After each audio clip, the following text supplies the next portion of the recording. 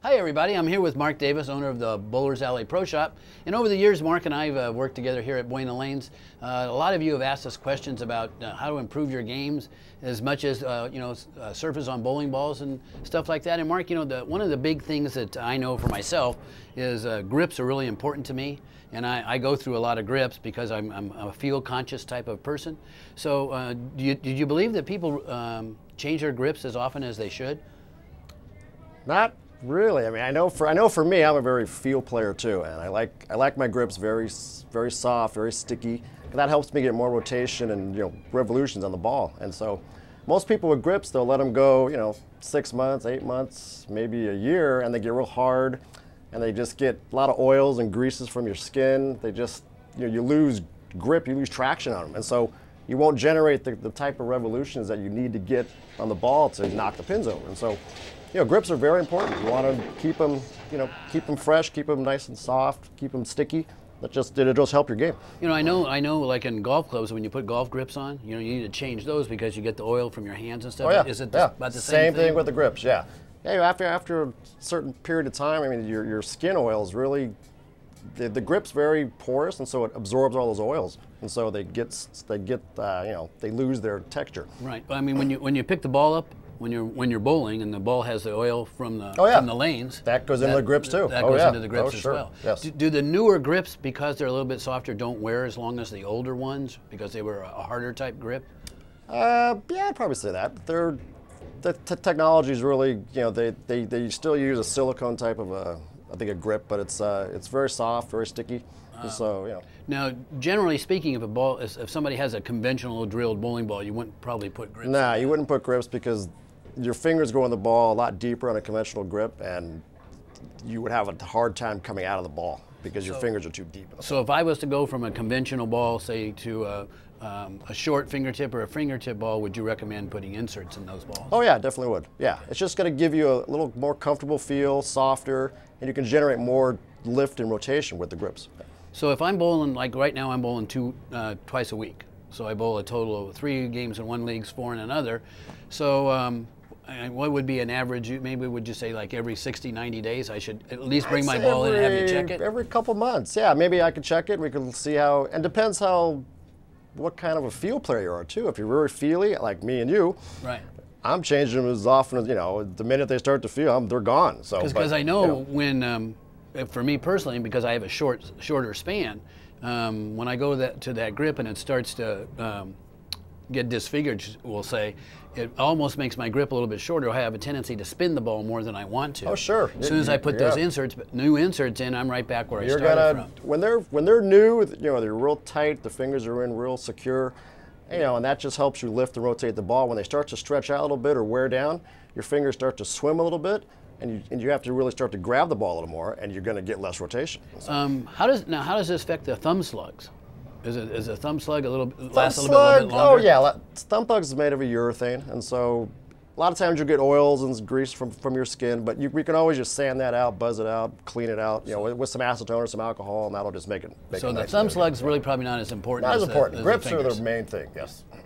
So that's one of the topics we have there. And one of the other topics that we've talked about, especially with the new type of bowling balls, and I'm not up to the level, obviously, that Mark is, but we started out in the bowling industry many years ago where we had rubber bowling balls, and then we went from rubber to polyester to soft polyester balls, and we went from that to urethane, then we went to just basic resin, then we had combination resin urethane balls, and basically, Dave, most everything is a resin ball.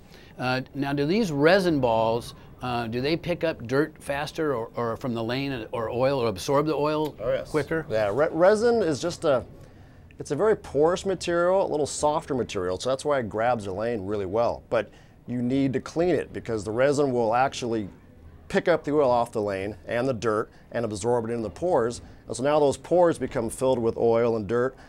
They lose their gripping power, and so you need to clean that ball to make sure it grabs the lane, especially in the back. That's where you want that reaction. Now, and there is cleaner that you can buy. Oh yeah, we have cleaners here, many different kinds of cleaners. I can also clean it in the back. I have a spinner which we can, I'll sand the ball and to get different surfaces, and yeah, a lot of options. So just come and talk to me, and we'll figure out what's best for you. Now, there's there a difference between cleaning and resurfacing? Yes, yeah. Cleaning you should do probably every time after you bowl. When you're done, have a cleaner in your bag or something and just clean the ball. It takes you 30 seconds, a minute. It'll just keep that oil and dirt from absorbing in the pores. Resurfacing is after maybe 100 games or so, or in that range. The ball starts to get nicked up and scratched and just loses some of its original luster. And so with the resurface, we actually sand the ball down.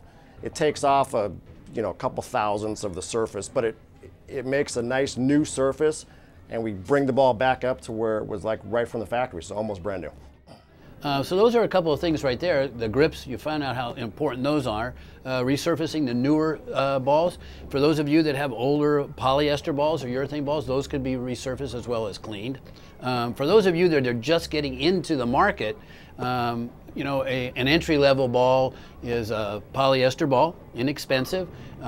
It doesn't have a tendency to hook too much. It's more of a straighter ball. Both Mark and I found out, giving lessons over the years and stuff, when people are new bowlers, you don't really not want to put a ball that hooks in their hand. You want to put something that's very controllable, that they can, if they could knock down 9 pins on every ball and make half the spares, they're going to average a lot better. The new balls that are coming out, and we used to call it, there's hook in a box, and there's all other kind of things and different resins and stuff. You can tell by the 2 balls that we have here. One of the questions people come into and they ask Mark, and I'll let Mark explain that, is what's the difference between a shiny ball and a dull ball? So I'll address that to Mark as far as this ball here being made by Track as a shiny ball, and what's the characteristic of this ball? Well, this one being, it's a pearlized shell, and the ball companies will put in it's like a mica, kind of a pearlized agent that it helps the ball to skid through the lane, down the lane, I guess we'd say. So it gives you more length, but then it gives you a stronger reaction in the back. So more of kind of an L shape down the lane and really strong in the back. So when it's shiny, the ball tends to save up more energy. And so when it skids, then it hits that dry, and resin is like I said earlier, resin's a very porous material. So it likes the friction of the back part of the lane. Typically a lane, we oil like 40, 45 feet, something like that. And so the last 15, 20 feet is just a dry lane bed. It's a lot of friction. Resin loves friction. And so when that ball hits that friction, it just goes sideways.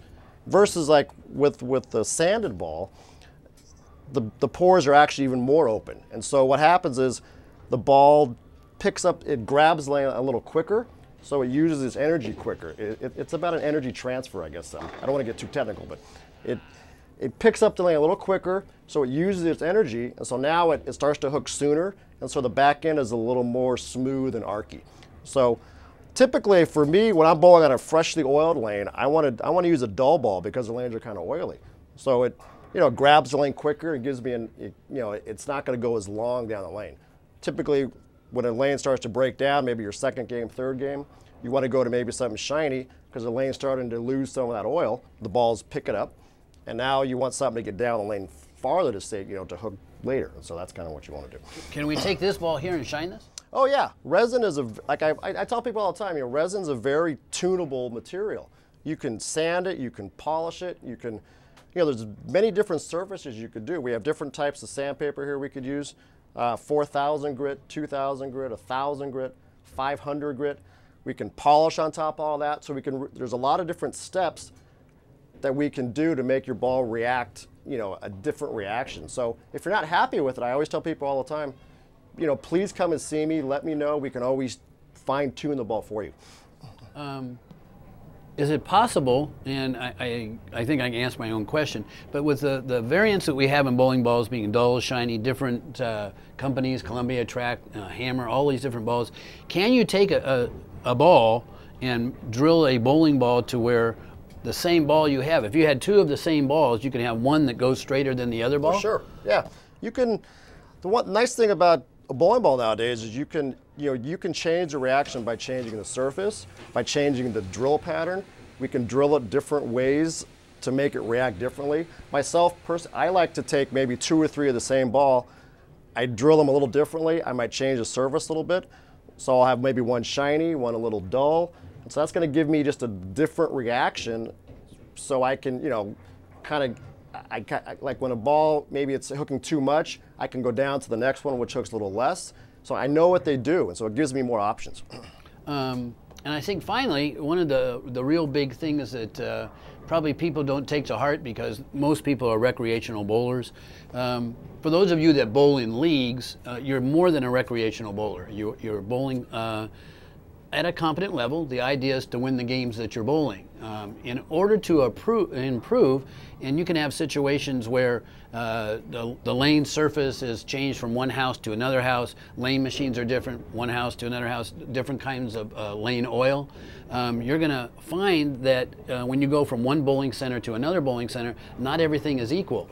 And you know, it's my belief that if you have some brief lessons on kind of where to throw a bowling ball, it makes a big improvement of your game. And my philosophy on a couple of lessons is I could take any average bowler and give them, you know, 2 tips. And the 2 tips is, if your ball isn't hooking enough and you're right-handed, you move to the right. If it's hooking too much, you move to the left, and that would be the reverse for a left-handed bowler. Mark does give lessons, so any quick tips without confusing people that is a basic, you know, 30-minute lesson that you feel that can improve somebody's game, that makes their Tuesday night handicap league just a little bit more enjoyable? Well, I know for me, I'm a very rhythmy kind of player, timing. You know, I like bowling is, I equate it to like dancing. You want to flow, you want to have good rhythm. For me, it's timing. Timing is really important. So what I mean by timing is, you want that ball, when you take your approach, you want the ball to be in sync with your feet. So when you slide, that ball meets you at the line, and you can lift and impart good rotation on it. So when your timing is a little late or a little early, it's going to make you throw the ball ways where you don't want to throw it, basically. So for me, timing is very important. That's probably the first thing I'll probably look at it, and that's what we want to really get. That's going to make the ball come off your hand at the same time every time, and so you can make better shots. Well, we've talked about grips, we've talked about cleaning, resurfacing, we've talked about shiny balls versus dull balls, we've talked about hooking balls, less hooking balls. I think the one thing we don't want to overlook is the value of a bowling lesson, how that can improve your game. All the things we brought up are inexpensive items to enhance the performance of your ball as well as your game. Mark's always available if you have any questions. If you have any questions about what we discussed here, stop by and see Mark. If you see me on the concourse here and I can't answer that question, I'll be more than glad to get that information for you. If Mark's here, I'll direct you down to Mark. There's no reason for you to be frustrated in bowling. Mark's a very talented bowler. He's in the Ventura County Hall of Fame. Several accolades, many 300-game shot, 800 series. I've had my equipment drilled by Mark for a number of years. Every ball that he does for me all comes out the same. So we're talking a quality pro shop, quality work by a person not only who does a good job as far as fitting and doing the work for you, is also a qualified bowler.